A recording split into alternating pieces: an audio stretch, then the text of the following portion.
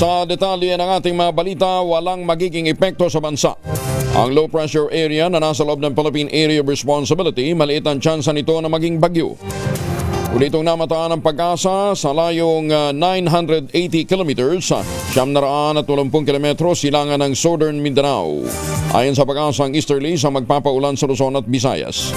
Ang trough ng LPA ang magpapaulan naman sa Eastern Samar, Southern Leyte, Dinagat Island, Surigao del Norte, Surigao del Sur at Davao Oriental.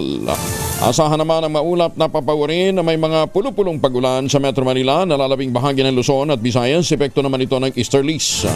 Samantala, localized thunderstorms naman ang magpapaulan sa nalalabing bahagi ng Mindanao. Kasama na natin si Grace Castañeda mula sa Pag-asa. Ma'am Grace, good morning.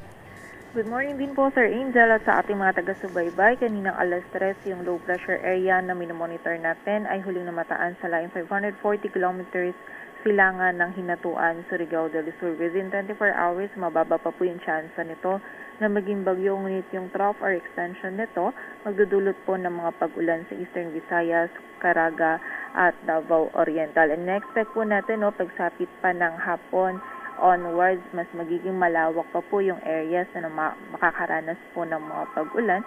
Sa malaking bahagi nga po yan ng Visayas, maging sa area din po or sa may northern part ng Mindanao. So pag-iingat po sa ating mga kababayan sa posibilidad ng mga pagbaha at pagguho ng lupa. And dahil nga po, ina-expect din natin itong LPA na ito ay tatawid dito sa may Visayas, Northern Mindanao area is over the weekend po nandun po yung ina-expect natin na maulan po yung panahon na ating mararanasan dito nga po sa malaking bahagi ng Southern Luzon, Visayas at Mindanao. So doble ingat na rin po sa mga kababayan natin sa banta ng mga pagbaha at pagguho ng lupa. Samantala, magiging mataas din po yung chance ng mga pag-ulan, pagkilat at pagulog ngayong araw dito sa Aurora at Quezon. Dulot naman po ito ng easterlies, and dito sa Metro Manila, maging sa nalalabing bahagi ng ating bansa, magiging bahagyang maulap hanggang sa maulap po yung ating kalangitan. May mga biglaang pag-ulan pa rin tayong mararanasan sa hapon at gabi dulot ng easterlies